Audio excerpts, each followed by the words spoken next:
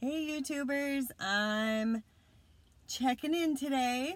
I wanted to take a minute and make a quick video in regards to a little bit of documented proof. As I've been saying in all my videos, that I don't say anything that I can't back up with legitimate documented proof or witnesses, because it's that real. I mean, this is not a he said, she said. This is not a game. This is people's lives. And I've been made fun of this last year by everybody, by Kevin's attorney, by my kids, by my stepkids, by my ex-husband. I've been made fun of by everybody about my documented proof, because I'm so adamant about all of my documented proof. Because in my mind, if you have documented proof, then that eliminates the he said, she said. So with that being said, I have said all along that my ex-husband was on board to medicate my son, and we were being administered everything by Dr. Bannister. He recommended, certain kind of plants that are known to be good for epilepsy and for seizure disorder. He hooked us up with local people. He referred us to a lab in Sacramento to have any of my son's products tested, and it's for free. So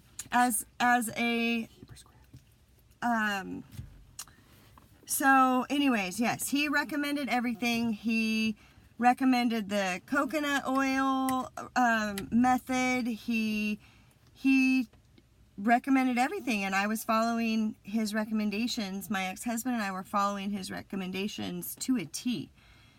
However, as I've said, when my ex-husband got jealous that his ex-wife was dating, he marched over to, he started with CPS, and then 2 days after telling CPS a whole plethora of lies, he marched over to Placer County Sheriff and said that I was poisoning my son with CBD and THC for the last 5 months. However, prior to that statement, he had already told the officer that we moved here from Idaho because we lived in Auburn. We moved to Idaho for a year because my husband's work got transferred. And then while we were out there, my son got diagnosed with epilepsy. We had tried several different kinds of pharmaceutical drugs, and it wasn't working. So at that point, since we had just relocated to Idaho, we decided that when our lease was up and school got out, that we would move back to California.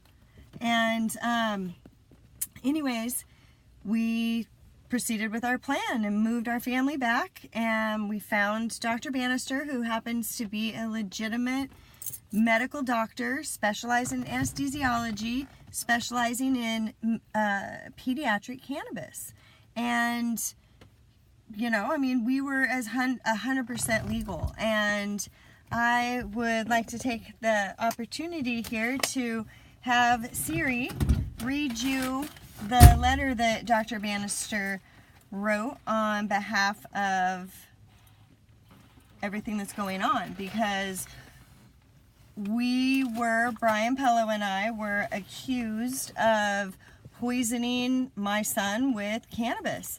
And the sheriff came in under, I don't really know what. I thought all of this time Prop 64, the recreational prop that had just passed, but I don't know. I'm not really sure what exact prop or ordinance or whatever they're coming in under. Whatever it is, it doesn't apply to our situation. They knew it didn't apply to our situation before they ever requested a warrant. When they got there, they found out that what they were there for didn't apply, that we were Prop 215, excuse me, that we had all of these, recommendations, and Unfortunately, as I've said, the Detective Gualco, was running the raid, and he lied in the first place to get the warrant. Then once executing the warrant, he lied. He said, this is a doozy. He said that he physically saw BHO, butane honey oil, in Brian Pello's bedroom. The bedroom by the kitchen. And he stated it like 4 different times that he actually saw the BHO in Mr. Pello's bedroom. And then Mr. Pello later said, well, I might have a little bit of BHO in my room. You know, it's from the clubs, but I might have a little BHO. By the way, it's not illegal to have BHO. It's illegal to manufacture BHO. So any BHO that we had on the property was from cannabis clubs. It was in commercial paper and, packaging. So anyways, the detective said that he physically saw the BHO in Mr. Pello's room. And then later you look on the evidence of all of the 23 items that they took, that there was nothing out of Mr. Pello's bedroom. Nothing. They didn't find anything, not one thing, let alone the BHO that the detective saw. And he stated it 4 times that he saw the BHO that I saw. So anyways, that's another little tidbit if you're keeping track, and there's so many more. Anyways, Wednesdays it's set right now for a 3-hour trial, and it's probably gonna end up being longer. I don't know, maybe we can add time. I don't know exactly how they handle that. So anyways, the detective absolutely did not know what he was doing and accused us of breaking laws that don't exist. He is absolutely clueless on Prop 215, and when you listen to the recorded interview, or not, like my interview, when you listen to that recording and the things that he tells me that, did you know that it's illegal to give a minor cannabis? I said, no, it isn't. He says, yes, it is. I said, no, it isn't. He has a recommendation. He's a doctor. It's legitimate. We're legal. He said, no. California state law, it's a felony to give a minor marijuana. Did you get charged? He continued with that whole thing the whole time. So anyways, needless to say, there were never any charges brought up.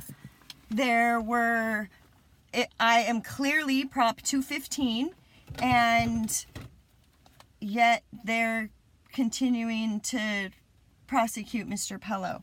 So, as a little tidbit that I promised you, I am going to let Siri read the letter that Dr. Bannister wrote that absolutely clears up all of Gloria Sutton's allegations, how she said that the doctors were on board. She reported a whole bunch of stuff in my CPS report that Dr. Bannister was so concerned because the mother did not return with the tests.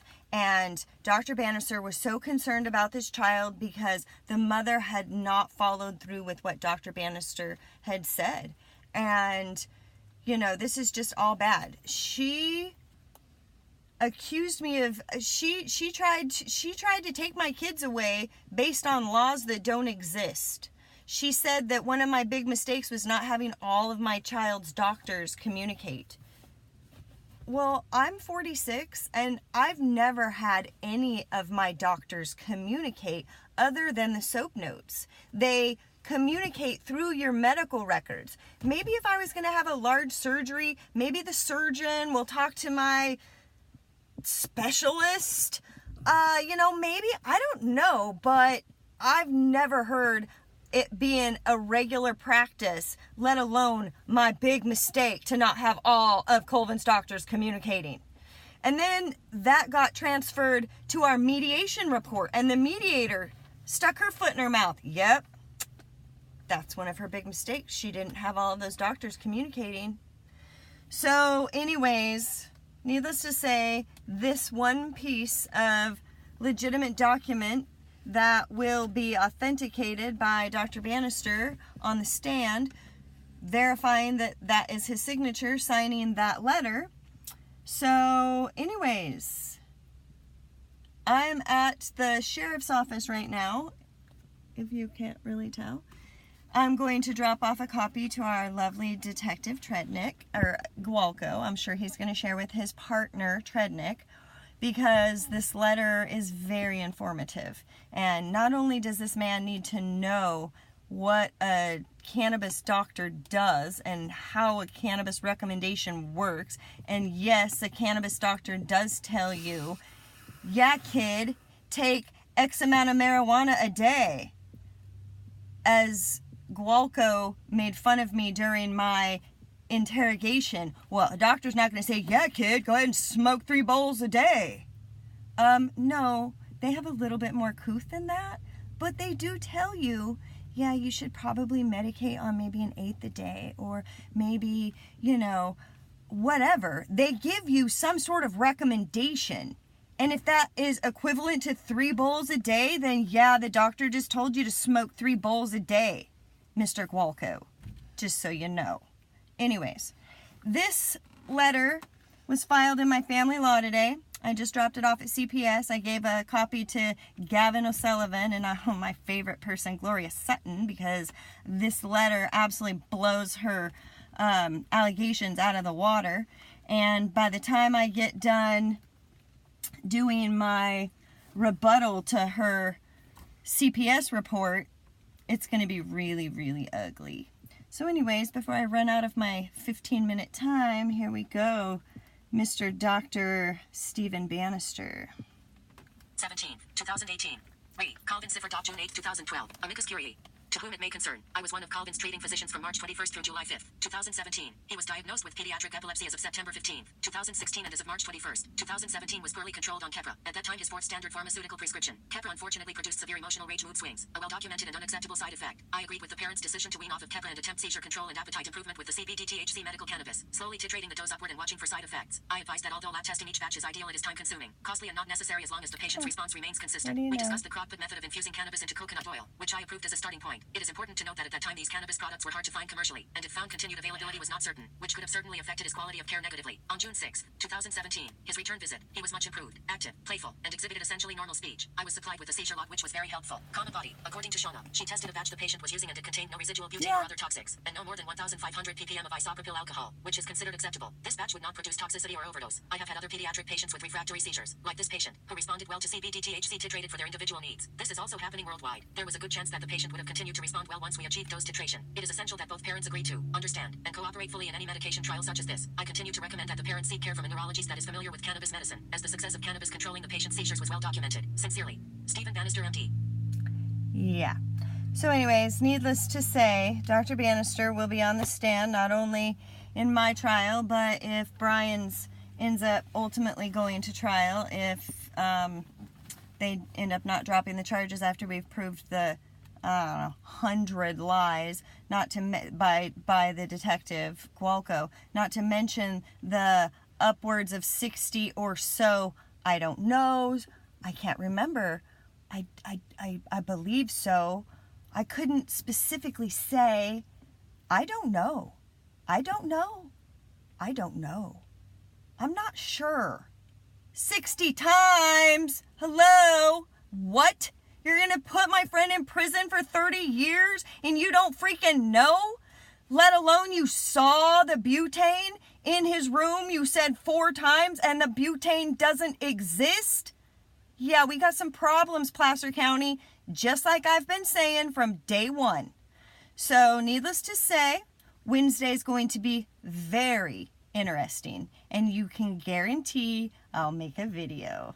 So, yeah, we're at the 11th hour for sure. Anyways, I'm at 15 seconds left, and I gotta go give this stuff to my boys in there. So anyways, Have a great day, people. Peace out.